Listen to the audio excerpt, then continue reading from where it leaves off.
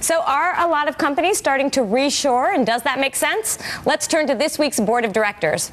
Hal Sirkin is senior partner and managing director at the Boston Consulting Group and an expert in competing globally. Les McKeown is the president and CEO of the company Predictable Success and also author of the new book, The Synergist, How to Lead Your Team to Predictable Success.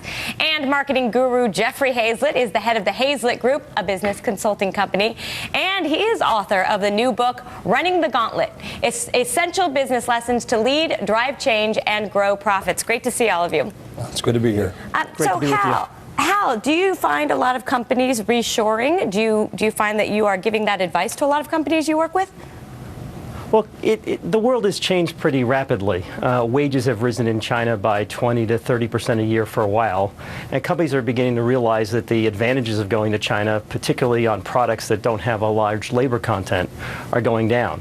So we're starting to see just the beginnings of a wave of companies who are beginning to reshore to the U.S. We don't think this will start in a major way until around 2015, but we're surprised by how many have begun now. Companies like Farouk Systems that make hair dryers, or Sleek Audio that make audio equipment, or Coleman that makes coolers, are now bringing their products back to the United States. And that is a rapid change. Why bring them to the U.S. instead of another low-wage country? Well, there's several factors that are involved. First is the quality of the products that can be produced in the U.S. They are very high. And most importantly, though, is the transportation costs. Mm-hmm. That if you go to another country, you won't have the same kind of productivity as China gives you or as the U.S. gives you. And the transportation costs are quite high for a lot of these products. So bringing them back to the U.S. makes it very economic. You know what else I was thinking about?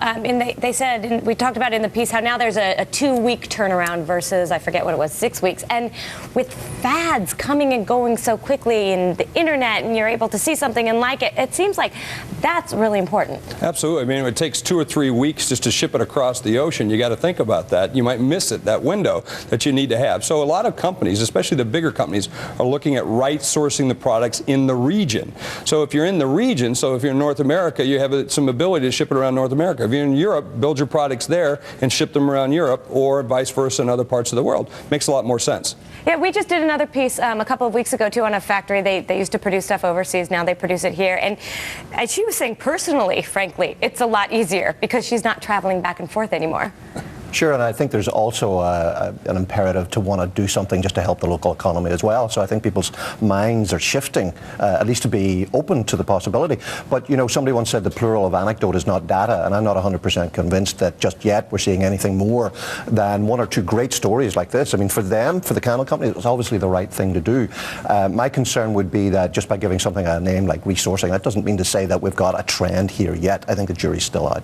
Is this something that people need to start thinking about doing now then? I mean, a lot of small businesses don't have their own factories, but at least moving their manufacturing here to the U.S. at another factory? Hal? Yeah, I believe they have to start doing this right now because it takes a while to build a factory. This is one place where small businesses have an advantage. Because they are small, they can move a lot quicker than a lot of the major businesses that have lots of processes and other things to get things done. Putting up a relatively small plant, hiring a few workers is something that small businesses can do very quickly. All right. Well, Hal Sirkin, thank you so much for your expertise. We really appreciate you coming on the program. You guys, thank you, but you stick around. Wouldn't it be great if you could go from a day at the office to a nighttime event without ever changing your shoes? Today's elevator pitcher hopes to pump up our panel about her new product. Hi, I'm Candace Cave, the founder of Day to Night Convertible Heels, which are patent pending. So there's over 50 million women in America that wear high heel shoes every day that absolutely kill their feet while they're walking into work in the morning, going out at night, and they usually have to carry extra shoes with them in their bag everywhere they go, which is a pain. So with Day to Night Convertible Heels, you simply press a button and the heel comes all the way off, and there's 5 different heel heights. You can pick and choose whichever height you want to place on, and they're fashionable and comfortable. Women absolutely love our shoes. So we've already proven the market by pre-selling over 500 pairs on our website, convertibleheels.com, and we're now ready to ramp up production and just need some investment money.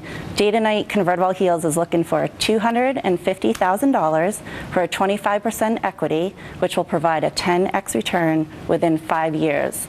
The money will go towards sales, marketing, and inventory, and we have fantastic margins on our product, a 75% blended gross margin, not only on our shoes, but also our replacement heels. Candace, nice job. You know, I think this is so interesting because this happens a lot when you are pitching a female product to males, because so many investors are males, and so you might not get the product, but do you think the business is good enough to take another meeting? So how'd she do in the pitch? I think you did a great job. You got my attention, you know, and I think that's a real important thing. The key thing is I'm going to go and find out my own research on the thing. So the first person I'm going to ask is my wife and my daughter, who do buy all the shoes. And of course, I do buy a lot of them. But, you know, and at least your credit card does. Exactly right. But I want to know some other things. You know, will they really wear it? So I want to see pictures or hear things from other people that this is really something they want to get. Because I know it doesn't have to be comfortable, doesn't even have to be functional, it just has to be good looking. Exactly. All right, I'm just going to let Les chime in. Do you think, how did the pitch do? How'd she do in the pitch? I think the pitch is great. I get it. I get the product immediately. My concern is I think it suffers from the OMG illusion, which is that everybody you're going to show this to is going to say, oh my God.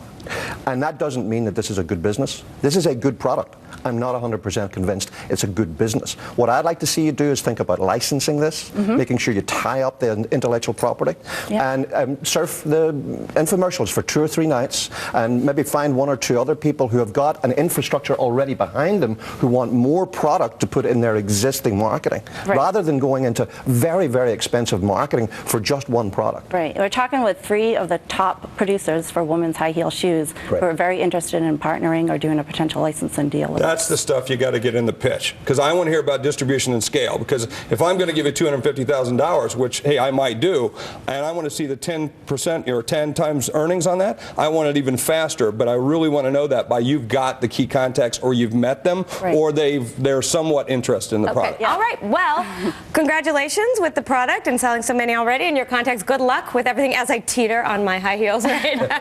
Thank you. Thank you, and thank you guys for all of your advice here. And if any of you have a product or a service and you want feedback from our elevator pitch panel on your chances of getting interested investors, send us an email. The address is yourbussiness@msnbc.com. Please include a short summary of what your company does, how much money you're trying to raise, and what you intend to do with the money. And you never know, somebody out there watching the show may be interested in helping you. It's time now to answer some of your business questions. Les and Jeff are with us once again. The first one is an email from Joseph. He asks, when hiring and providing incentives for employees, how can we achieve brand buy-in of our team members in our own company? The competitive nature of our industry and current economy prevents above average salaries and profit sharing. That can lead to short-term decisions not conducive to long-term client retention. You got that?